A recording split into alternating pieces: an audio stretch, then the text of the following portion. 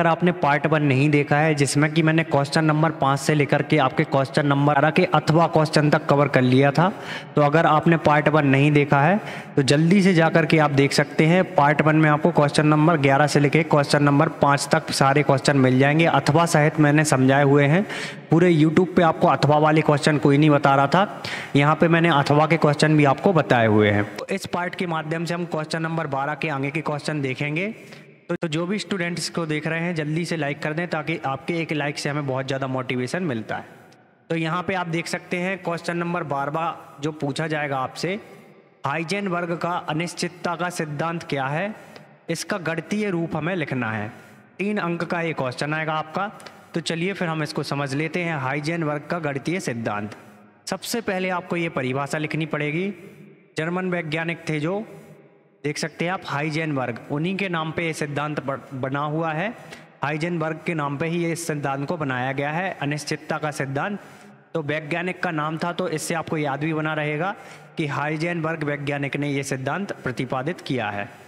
तो यहाँ पे आप देख लीजिए कुछ इस प्रकार से, यहाँ पे ये उनका तर्क था, असंभव है तक ये पूरा तर्क है उनका, ये लिखना पड़ेगा। तभी आपको प्लस पॉइंट के माध्यम से यहाँ पे 1 मार्क्स आपका पक्का हो जाएगा। फिर आपको अतः से लिखना स्टार्ट करना है। अतः सिद्धांत के अनुसार कण का स्थान जितना ही निश्चित किया जाता है उसका संवेग उतना ही अनिश्चित हो जाता है। इसी प्रकार कण का संवेग जितना ही निश्चित होता है उसका स्थान उतना ही अनिश्चित हो जाता है। यहाँ पे माना डेल एक्स डेल पी क्रमशः गतिमान कण के स्थान तथा संवेग संबंधी अनिश्चितता है। तब हम क्या करेंगे, यहाँ पे आपको बता देता हूँ मैं, आप देख लीजिए आगे। Del x into del P बड़ा बराबर होगा h/4 से। तो यहाँ पे पूरी सिद्धांत, पूरी थ्योरी दी गई है, ये पूरी आपको पढ़नी पड़ेगी और पूरा याद करना पड़ेगा, तभी आपको 3 मार्क्स पूरे मिलेंगे। जब डेल एक्स से लेकर के होती है तक पूरा क्वेश्चन आप लिखेंगे, पूरा आंसर दिया गया है। चलिए इसी का अथवा देखेंगे हम आगे। तो चैंपियन देखिएगा, यहाँ पे क्वेश्चन नंबर 12 का अथवा दिया गया है। क्वेश्चन नंबर 12 का अथवे का आंसर है। तो यहाँ पे देख सकते हैं आप, क्वेश्चन पूछा गया है पदार्थ की द्विप्रकृति क्या है, इससे संबंधित डी बिलागी समीकरण हमें लिखना है। तो यहाँ पे आपको लिखना स्टार्ट करना है। प्रकाश की कुछ घटनाओं से लेकर के आप ये पूरा लिखेंगे, होती है तक पूरा आपको आंसर लिखना है। यहाँ पे आप देख लीजिए कुछ इस प्रकार से होती है तक लिखेंगे। फिर इसी के आगे मैं आपको और दिखा देता हूँ, यहाँ पे आपको लिखते जाना है। इसी आधार से लेकर के पूरा आपको आंसर लिखना है, तभी आपको पूरे 3 मार्क्स मिलेंगे। यहाँ पे आप देख लीजिए होती है तक ये पूरा आंसर आपका रहेगा। तो ये 2 स्टेप में मैंने आपको आंसर बताया है। थ्योरी लिखने के बाद आपको डी बिलागी समीकरण की एक हेडिंग डालनी है, इसकी भी आपको एक थ्योरी लिखनी पड़ेगी। डी बिलागी से लेकर के आपको लिखना स्टार्ट करना है, पूरा सिद्धांत आपको बताना है किस प्रकार से उन्होंने प्रतिपादित किया। तो ऊर्जा है तक पूरा आपको ये सिद्धांत लिखना पड़ेगा। फिर इसके बाद आपका समीकरण स्टार्ट हो जाएगा। समीकरण क्या होता है, E बराबर mc², जहाँ C प्रकाश है। तो इन दोनों समीकरण से हम क्या करेंगे, यहाँ पे आप देख लीजिए पूरा आंसर यहाँ पे आपको लिखना है। देख सकते हैं आप, कुछ इस प्रकार से आपको ये पूरा डी बिलागी समीकरण प्रतिपादित करना है। तो यहाँ पे आप देख लीजिए लैम्डा बराबर h/mc is equal to h/p, जहाँ p बराबर mc संवेग है। इसी प्रकार से मैं आपको पूरा दिखा देता हूँ। यहाँ पे आप देख लीजिए इस प्रकार से ये पूरा आपका प्रतिपादित होगा। इसके बाद नेक्स्ट है आपका क्वेश्चन नंबर 13 का उत्तर, क्रांतिक ताप, क्रांतिक दाब और क्रांतिक आयतन क्या है, ये हमें समझाना है। 1-1 अंक का रहेगा, ये 3 अंक का क्वेश्चन है। तो 1 अंक का क्रांतिक ताप, 1 अंक का क्रांतिक दाब और 1 अंक का क्रांतिक आयतन।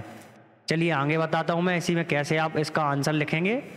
सबसे पहले आपको क्रांतिक ताप की हेडिंग डालनी है। आप देख लीजिए इस प्रकार से क्रांतिक ताप की परिभाषा, किसी गैस से लेकर के आप स्टार्ट करेंगे लिखना, कहते हैं तक पूरा आंसर लिखेंगे। इसी में आपको एग्जाम्पल भी देना पड़ेगा। तो यहाँ पे आप देख लीजिए एग्जाम्पल कुछ इस प्रकार से आप देंगे, यहाँ से लिखना स्टार्ट करेंगे आप पूरा, और यहाँ तक ही पूरा आपका एग्जाम्पल रहेगा।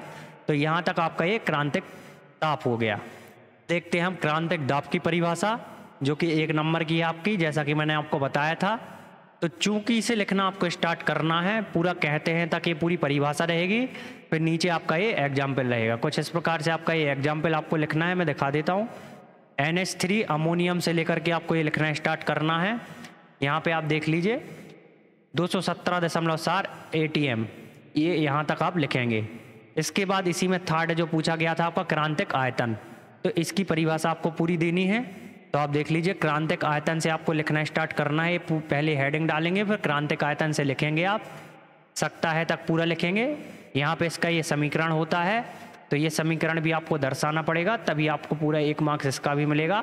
और 1, 1, 1 तीनों जुड़ के आपके 3 अंक बन जाएंगे। चैंपियन, इसी क्रम में आपसे क्वेश्चन नंबर 13वें का अथवा क्वेश्चन भी पूछा जाएगा, जिसमें कि आपसे पूछा जाएगा तापक्रम का निम्न पर क्या प्रभाव होता है।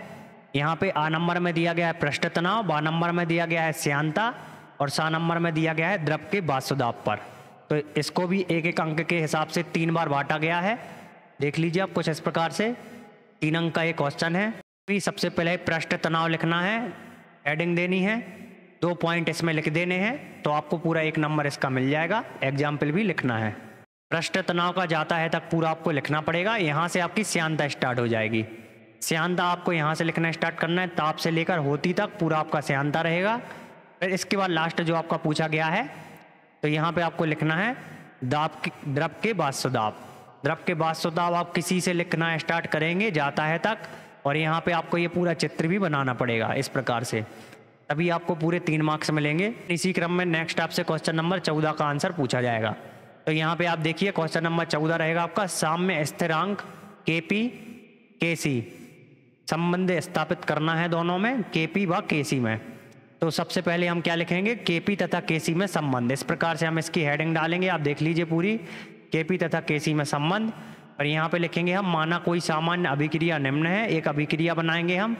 इसी प्रकार से इसको हम सॉल्व करना स्टार्ट करेंगे। आप देख लीजिए, सबसे पहले देख सकते हैं आप N1A + N2B, यहाँ पे आप देखिए M1C + M2D।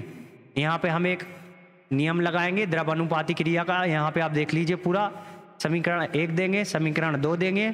आदर्श गैस समीकरण का हम नियम लगाएंगे, क्या होता है PV = nRT, इसको हम समीकरण 3 बना देंगे। तो यहाँ पे आप देख सकते हैं समीकरण 2 में समीकरण 3 से P का मान रखेंगे हम। तो यहाँ पे आप देख लीजिए आगे पूरा मान रखेंगे, तो कुछ इस प्रकार से इसको सॉल्व करेंगे। यहाँ तक आपको जल्दी से नोट कर लेना है। चलिए आगे दिखा देता हूँ मैं, यहाँ तक पूरा आपको नोट करना है। देख सकते हैं आप, ये आपका समीकरण स्थापित हो जाएगा।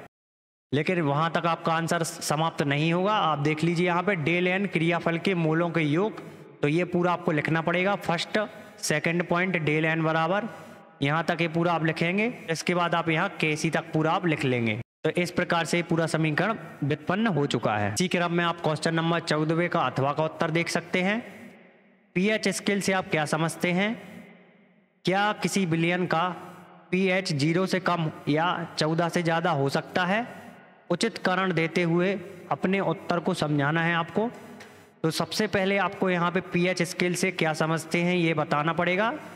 तो यहाँ पे आप देख सकते हैं, जल से आपको लिखना स्टार्ट करना है, यहाँ तक लघु गणक होता है तक पूरा आप लिखेंगे। इसी क्रम में आपको आगे भी ये पीएच स्केल वाला पूरा समीकरण सिद्ध करना पड़ेगा। यहाँ पे आप देखिए कुछ इस प्रकार से, यहाँ तक पीएच बराबर हम 7 वैल्यू निकाल लेंगे, जो कि आपको पता होगा पीएच वैल्यू 7 होती है, तो 7 हमने यहाँ तक निकाल लिया है। यहाँ पे आप देख सकते हैं हम थ्योरी लिखना स्टार्ट करेंगे, अम्लीय से लिखेंगे हैं तक पूरी थ्योरी। इसी क्रम में आप देख सकते हैं पीएच जाता है तक पूरा लिखेंगे, और यहाँ पे पीएच वाला पूरा चित्र बनाएंगे। इस प्रकार से हमें पूरा चित्र बनाना है। आप जल्दी से देख लीजिए, कुछ इस प्रकार से आपका चित्र रहेगा। इसी में आगे देखिए आप, ये विलयन वाला पूरा हमें लिखना है, यहाँ तक होता है तक पूरा आपको लिखना पड़ेगा, तभी आपको पूरे मार्क्स मिलेंगे। इसी क्रम में क्वेश्चन नंबर 15वें का उत्तर देखेंगे हम। हलक का नियम हमें लिखना है। निम्नलिखित में कौन सा यौगिक आयन यौगिक एरोमेटिक नहीं है, ये बताना है। 3 यौगिक दिए गए हैं। चलिए देखते हैं हम इसका आंसर कैसे करेंगे। तो यहाँ पे आप देख सकते हैं हलक का नियम हम लिख देंगे कुछ इस प्रकार से, ये पूरी परिभाषा रहेगी। और यहाँ पे ये यौगिक बता दिया गया है, बेंजीन में 6 पाई इलेक्ट्रॉन है। इस प्रकार से ये हमें पूरा दर्शा के लिखना था। 3 अंक का क्वेश्चन है, तो इस प्रकार से आप इसको लिख सकते हैं। इसी क्रम में आप देखिए क्वेश्चन नंबर 15वें का अथवा का उत्तर है। जैसा कि मैंने आपको बताया था, सारे अथवा मैंने कवर करके रखे हुए हैं। तो यहाँ पे भी ये 3 अंक का क्वेश्चन है, जो कि लास्ट क्वेश्चन है आपका क्वेश्चन नंबर 15। तो देख लीजिए आप, पहला इसमें हमें एथाइन का करना है। तो देख लीजिए आप निम्नलिखित यौगिकों को बेंजीन में परिवर्तित कैसे करेंगे। एंजाइम सोडियम बेंजोएट फिनोल, और इसी प्रकार से तो सबसे पहले हम क्या करेंगे, तो चैंपियन देख सकते हैं आप, इसका आंसर कुछ इस प्रकार से आप लिखेंगे, आप निम्नलिखित यौगिकों को बेंजीन में परिवर्तित कैसे करेंगे, क्वेश्चन है। 3 यहाँ पे पॉइंट दिए गए हैं, एथाइन, सोडियम बेंजोएट और फिनोल। तो सबसे पहले हमें दर्शाना है कैसे हम इनको परिवर्तित करेंगे। एथाइन दिया गया है, अभिक्रिया हम लगाएंगे कुछ इस प्रकार से और पूरा हम इसको परिवर्तित कर देंगे, तो ये फर्स्ट वाले का आंसर हो जाएगा आपका। इसी प्रकार से सेकंड क्या दिया गया है आपका, सोडियम बेंजोएट, तो इसको भी आप कुछ इस प्रकार से सॉल्व करेंगे तो ये आ जाएगा। यहाँ पे ये अभिक्रिया पूरी हमने फिल कर दी है। और फिनोल, तो आप देख सकते हैं यहाँ पे इस प्रकार से हम इसका आंसर करेंगे। गाइस अभी मैंने क्वेश्चन नंबर 15 तक आपको बता दिया है। क्वेश्चन नंबर 15 के अथवा तक हमने कवर कर लिया है। जैसा कि आप सभी देख पा रहे होंगे वीडियो बहुत लंबी बन चुकी है, तो सुबह तक आपको क्वेश्चन नंबर 15 से लेकर के आगे के सारे क्वेश्चन बता दिए जाएंगे। चैनल पर पहली बार विजिट कर रहे हैं तो सब्सक्राइब कर दें और अगर वीडियो अच्छी लगी है तो लाइक अवश्य करें।